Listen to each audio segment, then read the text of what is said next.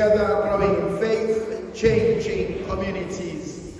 My dear brothers and sisters, I would like us to reflect on the Gospel of Luke chapter 1, verses 39 to 56.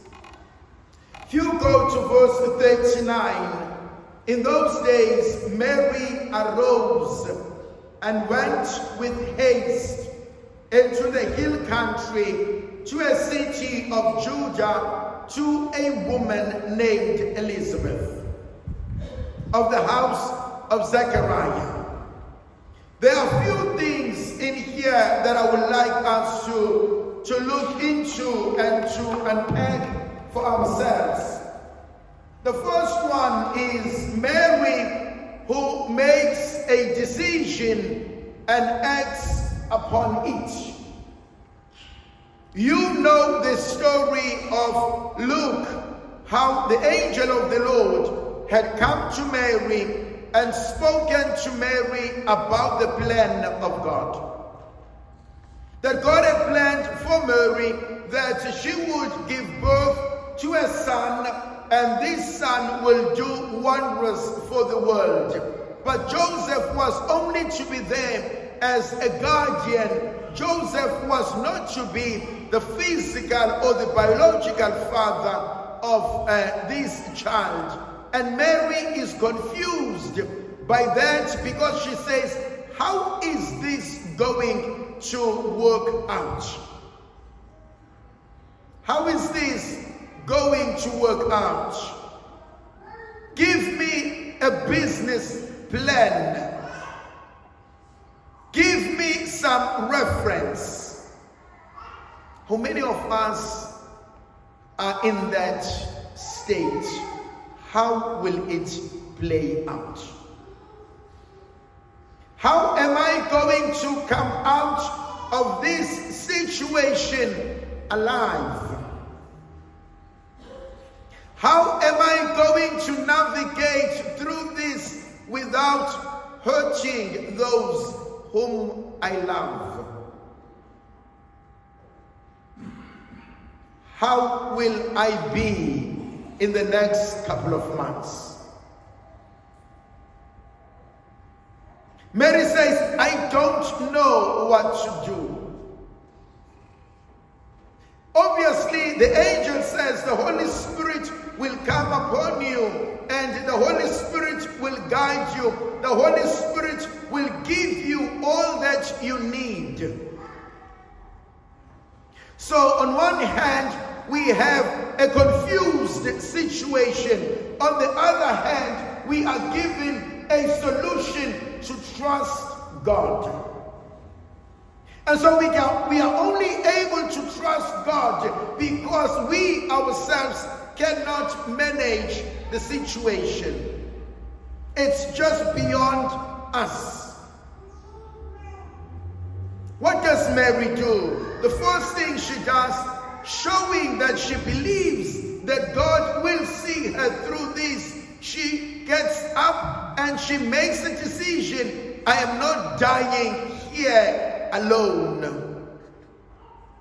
I still go back to when COVID came into the country and we were closing down, and there were a lot of negative energy around the country, around us, and we were getting people dying right, left, and center. And I remember I was in my bedroom and I was doing my prayers, and at that moment I made a decision that I'm not going to die, but I'm not going to let this control me. I made a choice. And so when Mary gets up, she makes a choice. She makes a decision. And dear brothers and sisters, that's what most of us need to do. We could sit and feel sorry for ourselves. We could sit and count the stars. We could sit and talk about it until you decide not to die in the wilderness. You've got to make a choice. You've got to decide. You've got to have the upper hand. Most people who come out alive in any situation are people who tell themselves mentally, this is not the end of me. You've got to decide. So that's the first thing. Mary makes a decision. She says, I'm getting up. I am not allowing this to press me down. My dear brothers and sisters, you know this. I know it. How many people decide to stay in bed and they close the curtains? They want to sit in the dark. No matter how many times you call out to them, get up, they refuse. They can't take a bath. They cannot get out of the bedroom. They just stay in the dark. So the first thing you do is to open the curtains, let the lights come in, open the windows, let the fresh air come in, rip the bed off and say, get up, go take a shower. And if you don't have someone to do that for you, you've got to do it for yourself. The second thing that Mary does, she goes and she looks for help.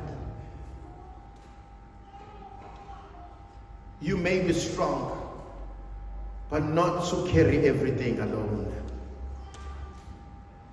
You may have broad shoulders, that in the family everybody comes to you, but you must never forget, even strong people need someone to talk to. No matter how strong you are, eventually you will crumble. So you need someone. You need to identify someone you can talk to, someone who can listen.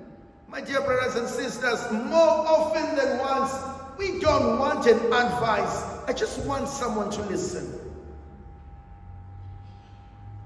Would you just sit down and listen? That's all I'm asking. In any case, why do we go to the therapist and the psychologist?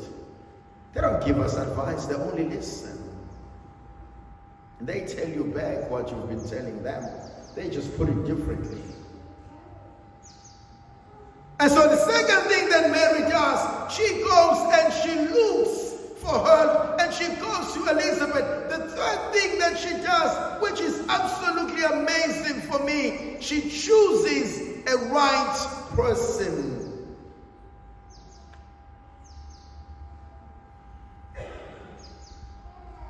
How often we drink ourselves to sleep. We gamble so that we forget.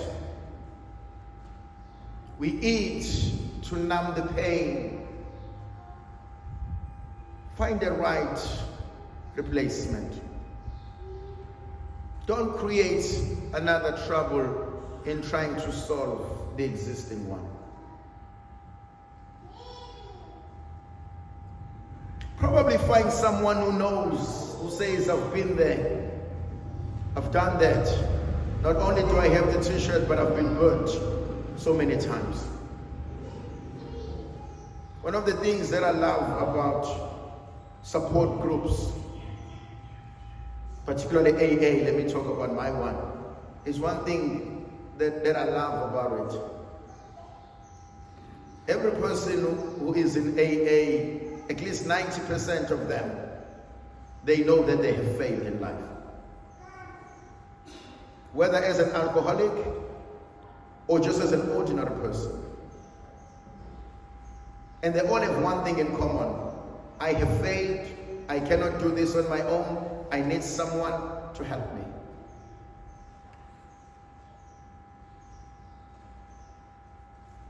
And one of the biggest mottos in AA, the greatest, only for today will I remain sober.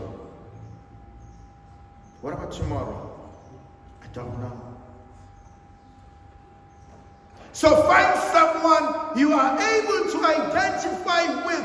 Find someone who's willing to listen to you. But above all, find someone who has an ear for God.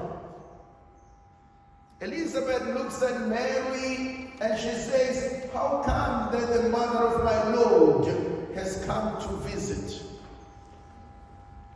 Not someone who's going to run and say, you know, she just left and this is what she's going through. Find someone who has an ear for God. Find someone who fears God. Find someone who's going to say, what does the Lord want for you in this situation?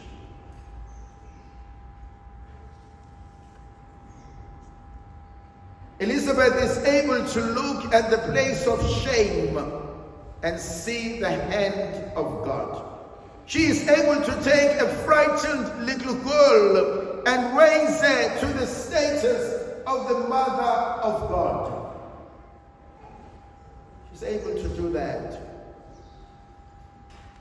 Find someone who's not going to manipulate the situation. Find someone who's not going to tell you a couple of years later, you owe me. Find someone who's only interested in your well-being. The last point in verse 56, she remained with Elizabeth. She remained with Elizabeth for about 3 months. My dear brothers and sisters, do not use people. In trying to heal yourself, do not use